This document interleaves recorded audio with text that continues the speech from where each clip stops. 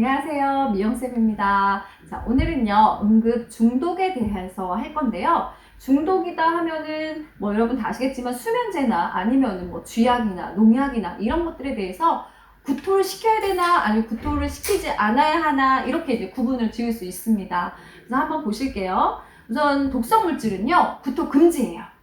독성 물질은 구토 금지, 그리고 수면제는 구토를 시킨다. 먼저 그렇게 머릿속에 넣고 이론을 같이 보시겠습니다. 독성물질은요, 우선 내장이 손상되는 걸 방지하는 거죠. 그게 굉장히 중요해요. 그래서 구토를 하는 과정에서 오히려 기도 유지가 안 되면 더 위험하기 때문에 병원에 가면은 바로 위 간 삽입해서 위세척을 생리식염수로 하게 되죠. 그게 가장 우선이다. 근데 수면제 같은 경우는 사실 독성물질은 아니에요. 그러니까 구토를 시킨다. 구토를 시키는데 이때 구토 유도제가 가끔 양미약에서 나온 적이 있는데요. 이름이 이펙학 시럽이에요. 그래서 이걸 먹으면 구토를 하게 되는 거죠. 자, 그 다음에 또 하나 시험지 많이 나오는 거 짚고 넘어갑니다.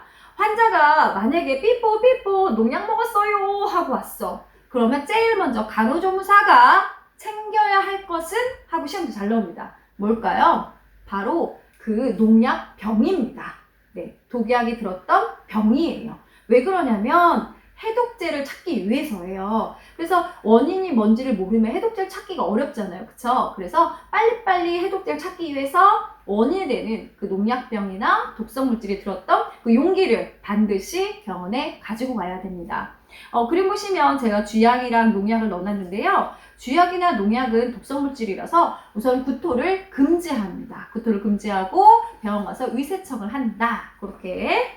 자, 그 다음에 이제 중독에 따른 응급처치를 하겠는데요. 바비투레이트인데요. 요거는 여러분 너무 잘 아시는 수면제 계열이에요. 그래서 중추신경계를 아예 눌러버려. 그래서 이렇게 되는 거예요. 그래서 수면제 등의 중추신경계 억제제니까 보통은 자살 목적으로 많이 사용이 되고 있고요. 자, 아까 얘기했어요. 수면제는 뭐라고요? 구토시킨다고 했었어요. 그래서 구토를 유도한다.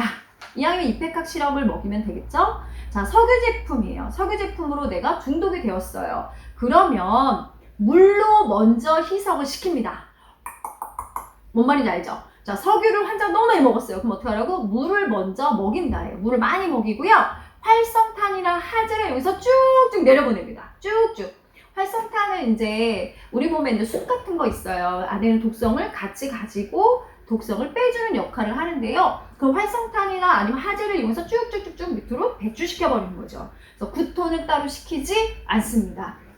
그 다음에 농약입니다. 농약은 아까 얘기했지만 독성 물질이잖아요. 구토를 시키지 않아요. 위관을 삽입하죠. 위세척을 합니다. 농약 같은 경우에 아트로핀?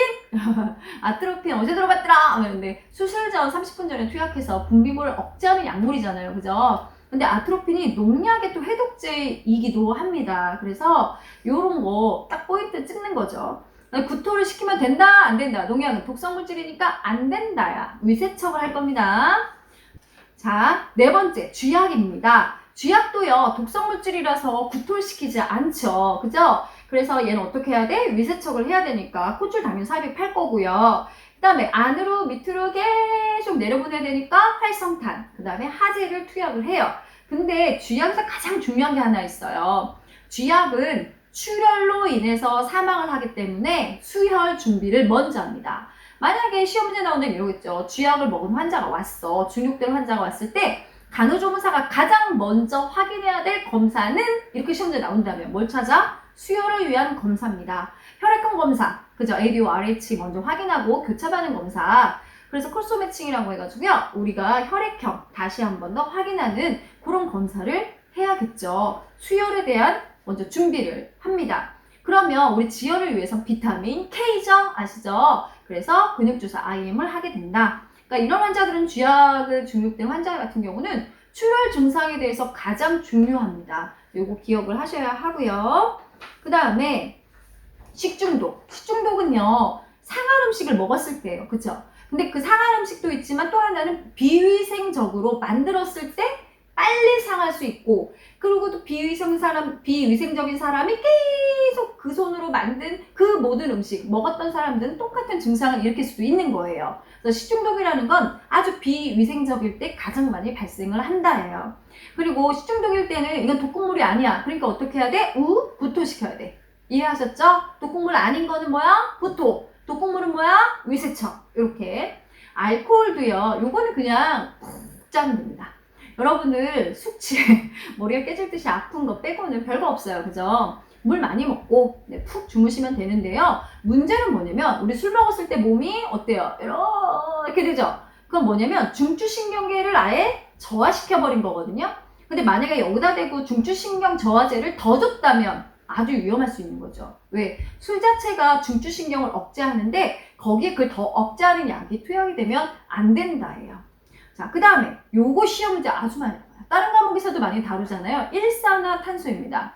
일산화탄소의 특징이요. 헤모글로빈과의 결합력이 산소보다도 200배 이상이에요. 그래서 이제 다른 책에는 350배라고 나와 있어요. 그러니까 200배 이상이라는 뜻이에요. 그죠? 출판사마다 조금 다르지만 어쨌든 어마무시하다. 헤모글로빈은요. 산소를 운반해요. 적혈구 속에 있죠. 근데 얘네들이 호록 이렇게 산소를 막 당겨버리니까 내 몸은 저산소증 상태가 된다. 산소가 부족하네. 그럼 어떻게 되지? 의식을 잃게 되죠. 그러다 보니까 그때 누가 우욱 하고 문만 열어줘도 환기만 시켜줘도 괜찮다는 거죠.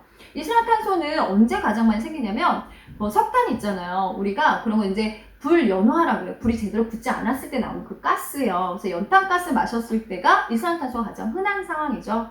그래서 가장 중요한 건 뭐다? 이산화탄소의 중독에서는 환기, 별표입니다. 그리고 마니토리라고 하는 주사제가 있는데요. 이거는 뇌압 자체를 떨어뜨리는 약이에요. 그래서 이뇨작용을 일으켜서 소변량을 늘려줍니다. 일반적인 이뇨제는 이제 라식스잖아요. 그 몸에 있는 부종을 빼고 혈압을 떨어뜨리고 심장의 부담을 줄이는 약이라면 마니토리라고 하는 것은 머리 안에 있는 여기에 압을 내리기 위해 이뇨작용을 일으키는 겁니다. 그래서 마니토를 주기도 한다. 자, 세 번째 이제 이물질에 대한 응급처치를 보겠습니다.